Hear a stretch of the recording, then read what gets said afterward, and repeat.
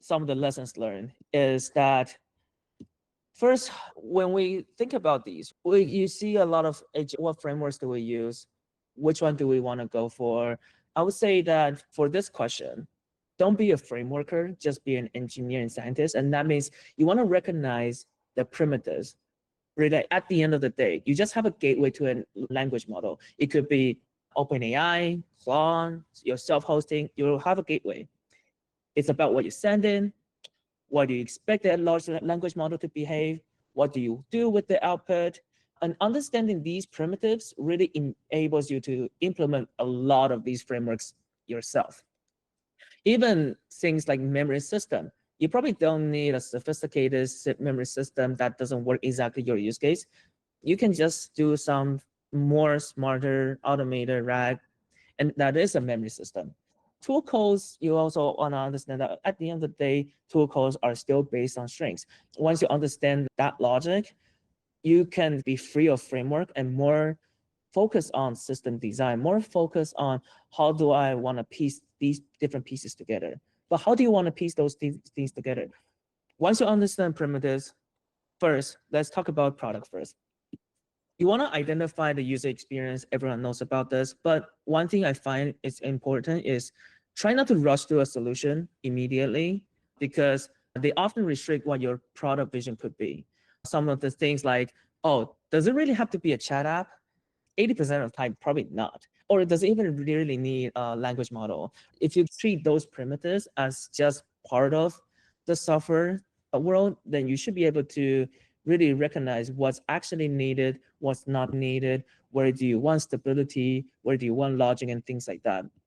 Now, another thing on the product side is, this is the hardest part because ideally you can align on a metric, define on a metric that actually speaks to both the science side when they are more about increasing the overall AI capabilities versus just what it feels like on the product side.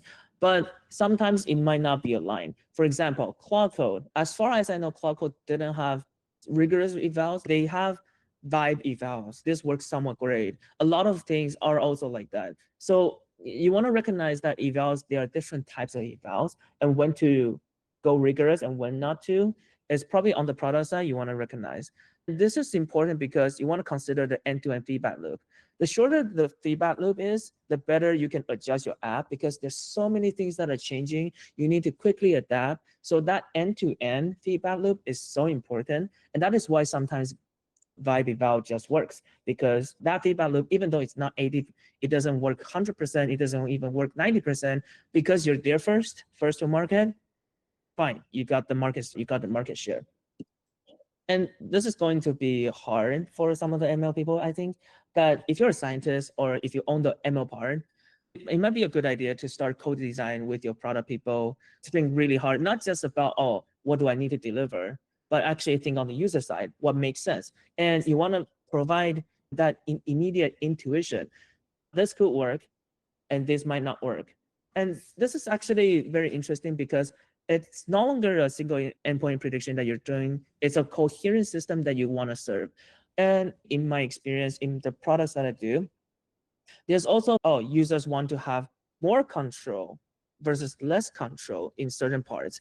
And the more control is where they want to have human in the loop. So instead of thinking, how do I use language model to automate those decisions for them, it's more about increasing the discoverability for them to make decisions. So a lot of times, product decision, you can see how these are very different NLP tasks or multimodal tasks. And these can really have trickle down to a very big difference. So if you're a scientist, ML people, if you can co-work with your product directly, you can save a lot of time in this feedback loop.